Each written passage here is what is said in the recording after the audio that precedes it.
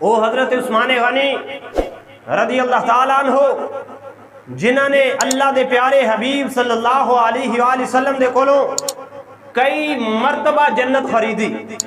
ایک مرتبہ ہے کہ کنواں خرید کے وقف کیتا. رب دے پیارے حبیب نے فرمایا میں عثمان کو جنت دا سرٹیفکیٹ عطا کرنا.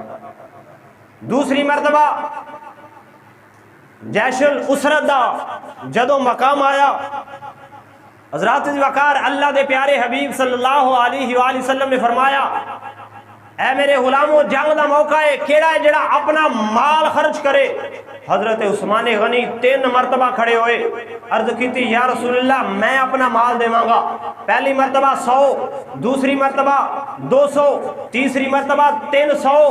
جدو سرکار دی بارگاہ دے اندر اپنا مال لے کے آئے تے 1000 اونٹ سامان دے نال لدیا ہویا اور نال 4000 درم و دینار سرکار دی چولی دے اندر رسول اللہ صلی اللہ علیہ وسلم اپنی چولی دے اندر ڈال کے اس طرح ہلا رہے نے اور نال فرما رہے نے اے میرے غلاموں آج تو بعد عثمان کوئی بھی عمل نہ کرے اللہ تبارک و تعالی نے انہوں جنت دا حقدار بنا چھڑیا.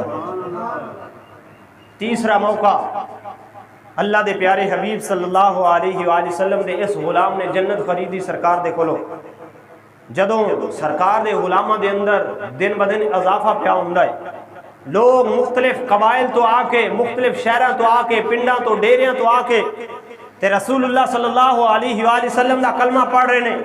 کچھ واپس چلے جاندے نے کچھ ایتھے ڈیرے لگا لیندے نے کہ اسی سرکار دے نال ہی رہنا سرکار دے قدماں چی زندگی گزارنی ہے. مسجد نبوی شریف دی جگہ تنگ پڑ گئی صحابہ کرام رضی اللہ تعالیٰ عنہم زیادہ ہو گئے مسجد چھوٹی ہو گئی تو اللہ دے پیارے حبیب صلی اللہ علیہ وآلہ وسلم نے فرمایا کہ کیڑا ہے جیڑا مسجد دے نال جڑی جگہ لگ دیئے اے خرید کے تے اللہ تبارک و تعالیٰ دی جنت خرید لگے گا. تو حضرت عثمان غنی رضی اللہ تعالیٰ عنہ آپ کھڑے ہوئے اللہ دے پیارے حبیب صلی اللہ علیہ وآلہ وسلم نے فرمایا من بنا للہ مسجدن بن اللہ لہو بیتن فی الجنہ کہ جس نے مسجد بنایا میرا رب اودا گھر جنت دے اندر بنائے گا.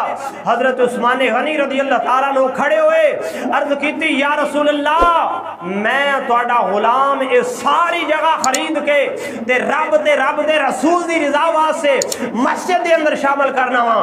اللہ دے پیارے حبیب صلی اللہ علیہ وسلم نے فرمایا اے عثمان تساں اج پھر رب دی جنت خرید لئی ہے.